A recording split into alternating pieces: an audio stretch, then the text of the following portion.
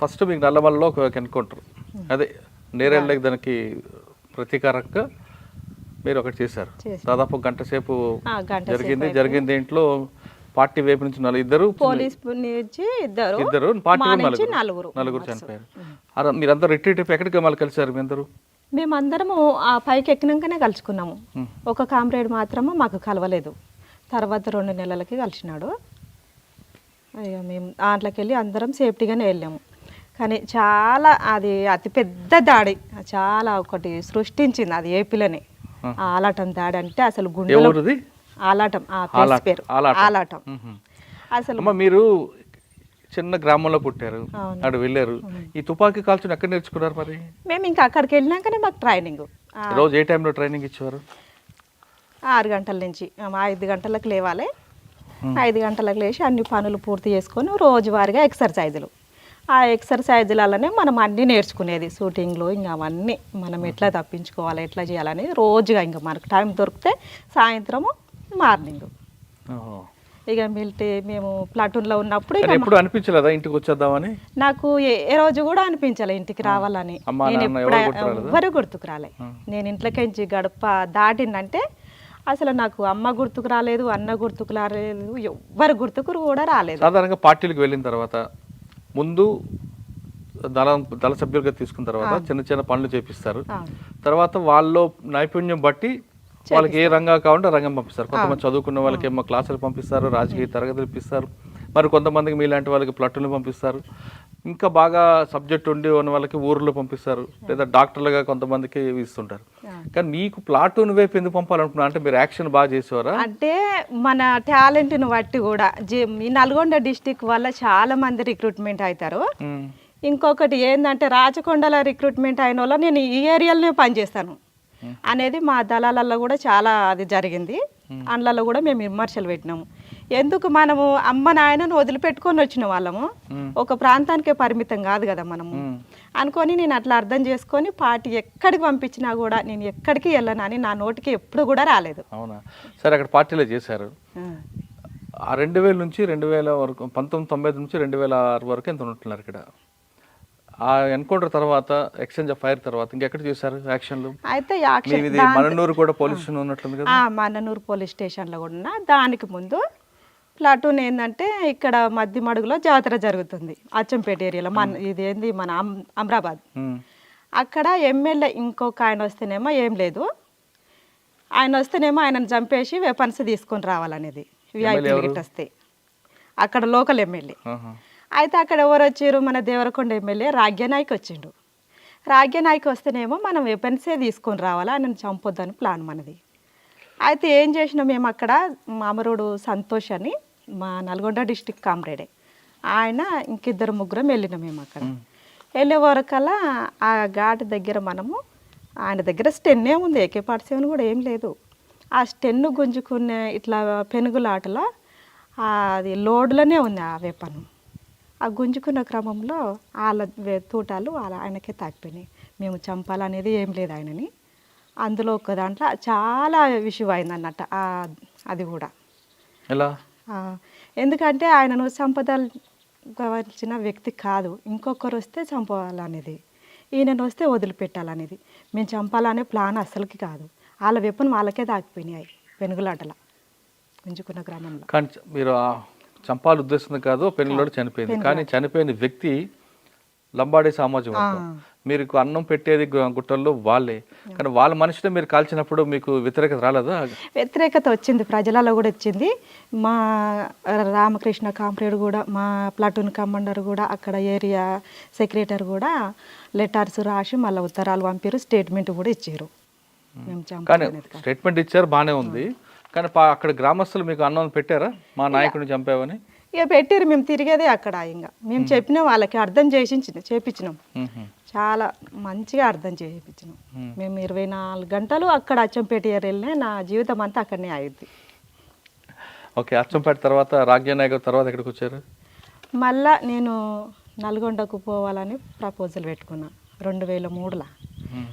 నల్గొండ అయితే నేను ఊకే ఈ ప్లాటూన్లోనే ఉండాలా, నేను కూడా ఆర్గనైజర్ చేస్తా, నేను ఇక్కడ తిరగలేకపోతున్నా, నేను నల్గొండకు పోవాలని నాకు ఉంది. నల్గొండకు వెళ్ళావు కదమ్మా, వెళ్ళే ముందు నల్గొండకి వెళ్ళే ముందే నేను మళ్ళీ 2003లో మళ్ళీ నల్గొండకు పంపించారు నన్ను. వెళ్ళారు, కానీ ఈలోగా నువ్వు పార్టీలు ఉన్నావని పోలీసులు మీ అమ్మగారికి మీ అమ్మకి నాన్నకి బాగా వేధించారు కదా. చాలా వేధించుడు. మీ అమ్మ నాన్న మీకు చెప్పారా, నాకు నీ కోసం మమ్మల్ని వేధిస్తున్నారు, కొడుతున్నారు? నాకు ఇన్ఫర్మేషనే లేదు వాళ్ళకి, ఇంకా నేను కనీసం ఒక ఉత్తరం కూడా రాయలేదు.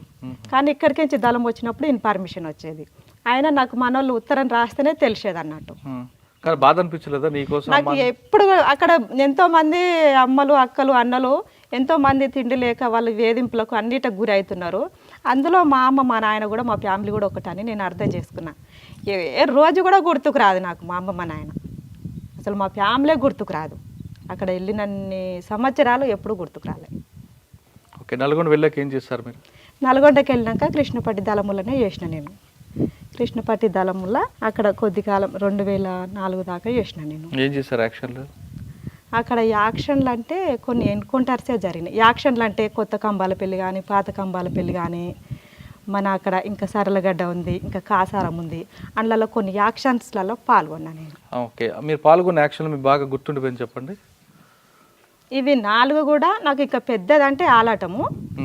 ఈ కృష్ణపట్టిలో మేము చంద్రబాబు పీరియడ్లో ఫుల్ రిప్రెషన్ అన్నట్టు. ఇంకా అది మనం ఈ ప్లేస్కి నుంచి వెళ్తే మనకు ఎక్కడ పట్టుకుంటారో కూడా తెలియని స్థితిలో ఉంది అప్పుడు.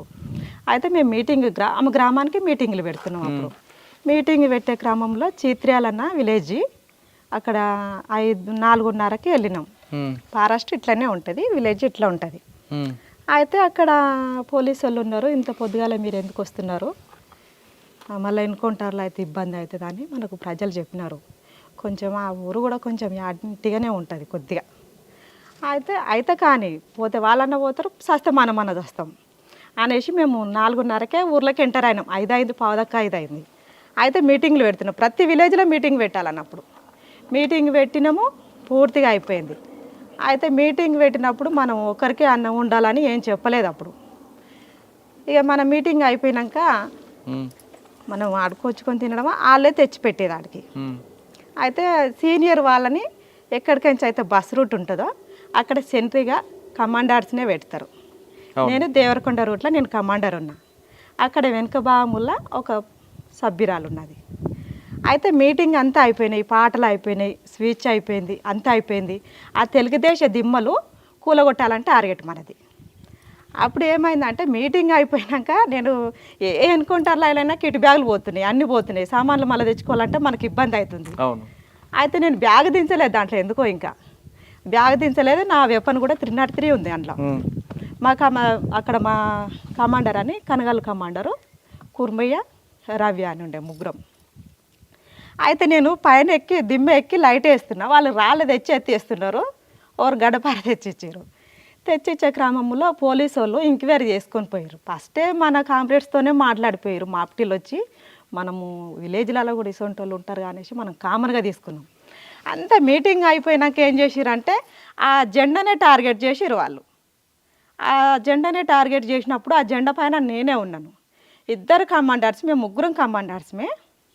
వాళ్ళిద్దరూ ఒక కామ్రేడు ఎస్ఎల్ఆర్ అక్కడ పెట్టిపోయిండు, ఆ అరువు కానిచ్చి జెండా దిమ్మ కానిచ్చి ఎస్ఎల్ఆర్ వాళ్ళు ఫైరింగ్ కాగానే రిట్రీట్ అయిపోయినారు. నాకు ప్లస్ బ్యాగ్ ఉన్నది, నా వెపన్ ఉంది. ఎస్ఎల్ఆర్ ఆడ వదిలిపెట్టిపోయిండు. వదిలిపెట్టిపోయినాక ఆడికే కొడుతున్నారు, ఎక్కడ వస్తలేవు ఇంకా తూటాలు, AK-47తోనే కొడుతున్నారు. కొడుతున్నాక మనం ఎంతో ప్రాణాలు, ఒక వెపన్స్ తెచ్చుకోవాలంటే ప్రాణాలే పోతున్నాయి స్టేషన్ల పైన పోయినప్పుడు. ఈ ఎస్ఎల్ఆర్ని వదిలిపెట్టాలన్నా 303 వదిలిపెట్టాలన్నా నేను అనే ఒక్క క్షణం అట్లా ఆలోచిస్తే నా ప్రాణం పోయినా పర్వాలేదు, ఎంతోమంది కామ్రేడ్స్ చనిపోతున్నారు రైడ్కి పోయినప్పుడు. అయినా సరే నేను ఎస్ఎల్ఆర్ తీసుకొనే వెళ్తాను అనుకొని నేను కూడా అదే దిమ్మ స్టార్ట్ చేసుకొని 2 ఫైరింగ్ చేసిన నా వెపన్తో ఫైరింగ్ చేసి నేను ఆ ఎస్ఎల్ఆర్ కూడా సేఫ్టీగా తీసుకెళ్ళినా. అయితే విలేజ్లలో మనకు ఎన్కౌంటర్స్ అయితే ఎట్లుంటాయి అంటే ఆ సినిమాలో జరిగినట్టే ఉంటుంది. నేను ఒక్కదాన్ని, ఆయన అందరు రిట్రీట్ అయి వెళ్ళిపోయినారు. నేను ఏడంగా పోతే నాకు ఎదురవుతారు పోలీసులు. వాళ్ళు కొట్టిరు, వాడికి బాగానే కొట్టేసారు ఆడికి జెండకాడికి. కానీ ఇంకా ఇక్కడ జరగలేదు, అక్కడ ఒక్కటే టార్గెట్ చేసుకున్నారు. ఎవరుది? చిత్ర్యాల. అక్కడ అయిన తర్వాత మళ్ళీ ఎక్కడికి వెళ్ళారు మీరు? ఇక నేను మనోళ్ళని కలుపుకున్నా, నేను రిట్రీట్ అయినా, ఇంకా సేఫ్గా వెళ్ళిన దాంట్లోకించి వెళ్ళారు. తర్వాత ఇంకో యాక్షన్ ఎక్కడ ఉంది? ఇంకో యాక్షన్ పెద్దాపురం ఒకటి. అక్కడ పెద్దాపురం అది కూడా కృష్ణపట్టి ఏరియాని. ఆహా. ఏం చేశారు అక్కడ? అక్కడ మనం కూడా మీటింగ్ పెడుతున్నాము. మీటింగ్ పెట్టి అన్నం తిన క్రమంలో పోలీసు వాళ్ళు ఫైరింగ్ చేసారు మన మీద. దాంట్లో కూడా సేఫ్టీగానే వెళ్ళొచ్చినాం. అక్కడ కూడా ఎవరికి ఏం కాలేదు. మీరు ఇక్కడ నుంచి నల్లగొండ ఇచ్చేసారు 3 సంవత్సరాలు. తర్వాత ఏఓబికి ఎప్పుడు వెళ్ళారు? ఏఓబికి నేను 2004 చివరిలో వెళ్ళాను. 2004 చివరిలో ఏఓబికి వెళ్ళక ముందు నల్లమలలో మీరు చేసింది మననూరు పోలీస్ స్టేషన్ ఒకటి. మననూరు పోలీస్ స్టేషన్ పైన దాడి చేసినాం. దాన్ని కూడా అది ఇంకా వాళ్ళు చాలా మంది పోలీసు వాళ్ళు ఉన్నారు కాబట్టి అక్కడ మనమే సక్సెస్ కాలేదు. అక్కడ అశోక్ అనే కామ్రేడు చనిపోయినాడు. అక్కడ ఆయనను కూడా మనం వెతుకుపోయి అక్కడనే అంత్యక్రియలు చేసి. అది కాకుండా ఇంకేమున్నాయి ఇక్కడ? ఇంకా కొండనాగులో ఎన్కౌంటర్ జరిగింది మాకు. అది కూడా నైట్లని. అప్పుడు రామకృష్ణ కూడా ఉన్నాడు, సుదర్శన్ ఉన్నాడు, మాధవ్ ఉన్నాడు. కరువుదాడి అది. ప్రజలు అల్లాడిపోతున్నారు అన్నం లేక. అక్కడ ఒక 6-7 నెలలు మేము కరువుదాడిలో చేసినాం మహబూబ్నగర్లో. ఆరుట్లో కూడా చేశారు కదా కరువుదాడి? పెద్ద ఆరుట్ల పెద్ద ఆరుట్ల. అక్కడ కూడా చేసినాము. ఆరుట్ల చేసినాము, ఉడిమిల్ల చేసినాము, మద్దిమడుగు చేసినాము, మారడుగు చేసినాము, ఇప్పలపల్లి చేసినాము. అక్కడ చాలా విలేజ్లలో చేసినాం మేము. అక్కడ కానీ ఇవన్నీ తిరిగా కానీ మీ లోయ మీ రాచకొండ ఇప్పుడు రాలేదా? నేను రాలేదు రాచకొండ. అయితే లాస్ట్ చివరిలో ఒకసారి 2004లో వచ్చిన రాచకొండకి. అయితే పార్టీ వచ్చినప్పటి నుండి అందరు పిలిపించుకొని చూసినారు. ఈ నాగమణి మాత్రం కుటుంబాన్ని పిలిపించుకొని చూడలేదు అని మా జిల్లా కమిటీ సభ్యులు చర్చించారు.